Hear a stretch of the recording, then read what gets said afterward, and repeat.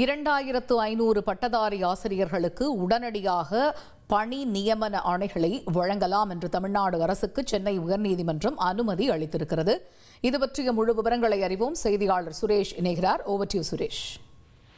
வணக்கம். தமிழ்நாட்டில் காலியாக உள்ள பட்டதாரி ஆசிரியர்கள் பணியிடங்களுக்கு நேரடி தேர்வு நடத்தி 2500 பேரை தேர்வு செய்துள்ள நிலையில அவர்களுக்கு பணி நியமனம் வழங்கப்படவில்லை. இந்த நிலையில பட்டதாரி ஆசிரியர்கள் நேரடி நியமனம் செய்ய போறது ஆசிரியர்கள் அல்லாத அமைச்சு பணியாளர்களுக்கு 2% இடஒதுக்கீடு வழங்க வேண்டும் என்ற கோரிக்கையுடன் உயர்நீதிமன்றத்தில் அந்த அமைச்சு பணியாளர்கள் தரப்புல வழக்கு தொடரப்பட்டது.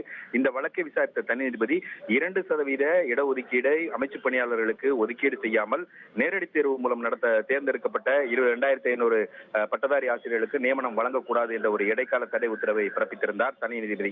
இந்த தடை உத்தரவை எதிர்த்து நேரடி தேர்வு மூலம் நேரடி பணி நியமனம் தேர்வு செய்யப்பட்டவர்கள் மேல்முறையீடு செய்திருந்தார்கள். இந்த மேல்முறையீட்டு வழக்கை நீதிபதிகள் ஆர் சுரேஷ்குமார் மற்றும் ஹேமந்த் சந்திர கவுடா ஆகியோர் அடங்கிய அமர்வு விசாரித்தது. இந்த விசாரணையின் போது மனுதாரர்கள் தரப்புல, அதாவது மேல்முறையீட்டு மனுதாரர்கள் தரப்புல முன்வைத்த வாதங்கள் என்னவென்றால் 2500 பேர் நேரடியாக தேர்வு செய்யப்பட்டு பணி நியமனத்துக்காக காத்திருக்கக்கூடிய சூழல்ல தனி நீதிபதியுடைய உத்தரவால் அவர்களுக்கு பாதிப்பு ஏற்பட்டிருக்கிறது என்பதனால அந்த இடைக்கால தடை உத்தரவை ரத்து செய்துவிட்டு 2500 பேருக்கு நியமனம் வழங்க தமிழக அரசுக்கு உத்தரவிட வேண்டும் என்ற ஒரு கோரிக்கையானது முன்வைக்கப்பட்டது. அதே சமயம் தமிழக அரசு தரப்புல தேர்வு மூலம் நேரடியாக தேர்வு செய்யப்பட்டவர்களுக்கு பணி நியமன உத்தரவுகள் தயாராக உள்ளதாக தெரிவிக்கப்பட்டது.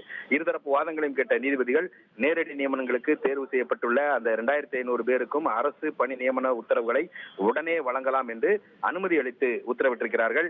இந்த பணி நியமனம் செய்தது தொடர்பாக அறிக்கை தாக்கல் செய்யவும் உத்தரவிட்ட நீதிபதிகள் இந்த வழக்கினுடைய விசாரணையை 2 வாரங்களுக்கு தள்ளி வைத்திருக்கிறார்கள். விரிவான விவரங்களை வழங்கியமைக்கு நன்றி சுரேஷ்.